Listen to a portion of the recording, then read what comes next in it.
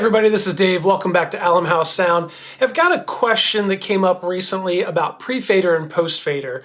Now, we've done a video in the past, which I'll link up here, that will talk about the differences between pre-fader and post-fader, but that's in terms of a MixBUS and how you would do pre-fader or post-fader, and the input faders, do they impact the MixBUS mix, or do they not impact the MixBUS mix? Also, when you're talking about pre-fader or post-fader on the input faders, that's also going to determine, say you're doing a live stream mix, but you only have one sound engineer, that would be typically set up in a post-fader mix. But what I want to talk about right now, there are two main spots that we deal with pre-fader or post-fader. So I do want to look at the console, which is right behind me, in just a minute, but I want to tell you about the differences of them first, and then we'll look at where those are placed in the console. So the first pre-fader or post-fader setup, that is going to be, like we talked about in the other video, that's going to be on your MixBUS settings, and that's going to talk about and see how your input faders impact this other mix.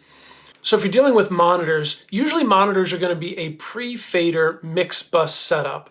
What I mean by that is you would set your input faders for your front of house, and then your MixBUS would use those same inputs, but any change you make in the front of house is not going to change your monitor. So that allows your musician on stage to have their own independent monitor mix. It does not change no matter what you do for the front of house. If you set that up as post-fader, now it will impact your mix. So as an example, our live stream, my live stream, what we use at my church and my facility all the time, we use a post-fader MixBUS setup. And so we set our front of house faders, we set all of our input faders, we build that front of house mix, and then we take and build our live stream mix after that. And then when we're actually in the event, when we're actually in a service, if we move a fader up or down, because it's post-fader, that movement will follow and translate into our other mix. So that way we can have one sound engineer that is managing both the front of house and our live stream mix at the same time. Now, that's on the input side. That's one side of our pre- and post-fader settings. Where's the other one? The other one is in the routing, and this is going to be in the output side. So when we talk about the console, we always talk about inputs and outputs in terms of how the console is set up.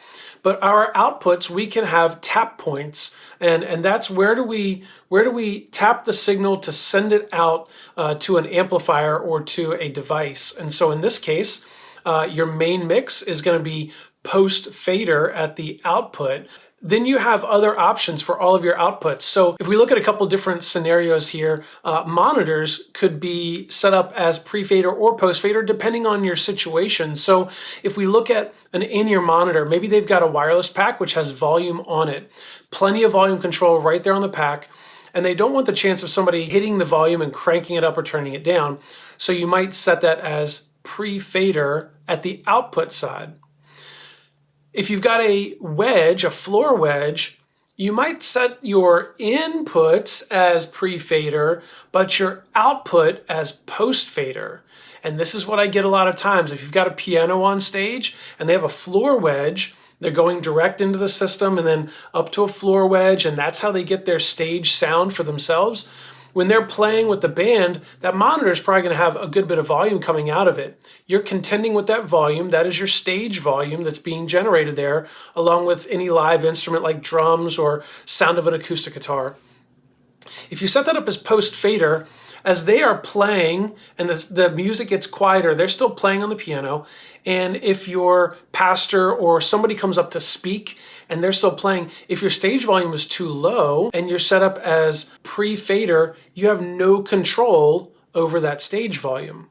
So setting your output to post-fader gives you one extra trick up your sleeve where you can bring that volume, that MixBUS master volume down, and that, because it's post-fader, that will turn down the volume of the floor wedge. So let's take a look at the console and let's just show you where these settings are. All right, so here we are at the X32 console, and I always talk about the left-hand side is inputs, the right-hand side is outputs. That becomes important when we see that we have buses on the right-hand side.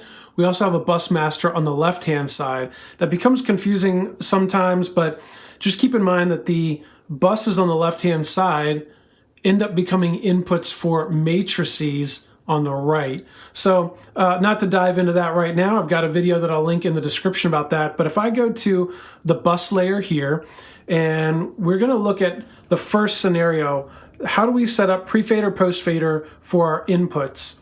We would come over, we would select a desired bus, and then up here on the screen, we can go to the config tab.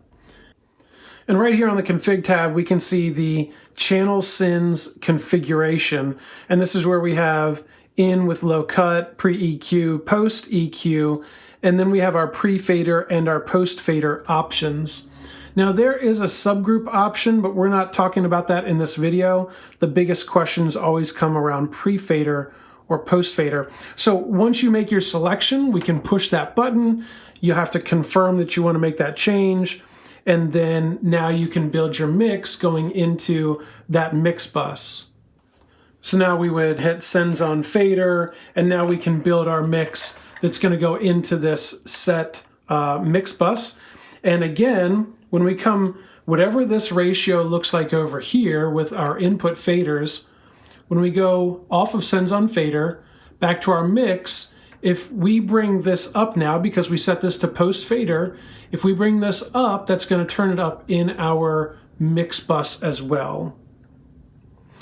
With that in mind, we still don't have volume control. This fader actually does nothing from a volume perspective until we go up and make sure that our settings in the routing area are set. So to do that, we're going to come up here to the screen and we're going to hit routing.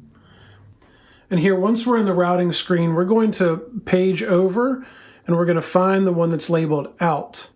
And this is our patching of how we send signals out. Now, the one we were messing with was MixBUS 6. So if we come down here, we see MixBUS, we see MixBUS 6. Now that's pre-fader. So that does not have any, that fader currently does not have any overall volume control. I need to come down here to post fader, push the button, and now it is set up post fader, so I do have master volume control overall on that MixBUS.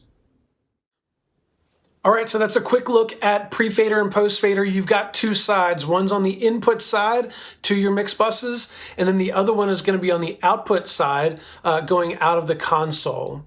Well, I hope you found this video helpful. If you did, feel free to hit the like button. Also hit the subscribe button if you like getting content like this on a regular basis. Feel free to share this video, and if you've got any questions, put those questions down in the comment section below. I'm always there helping answer questions. Well, we are nearing 10,000 subscribers, which seems crazy, and I want to thank you all for your support, your nice comments, your questions, and all of the support in getting this channel to be a tool that can help you and other people learn and grow in your mixing endeavors. Well, thanks so much. We will talk to you guys in the next video. That's it. Peace.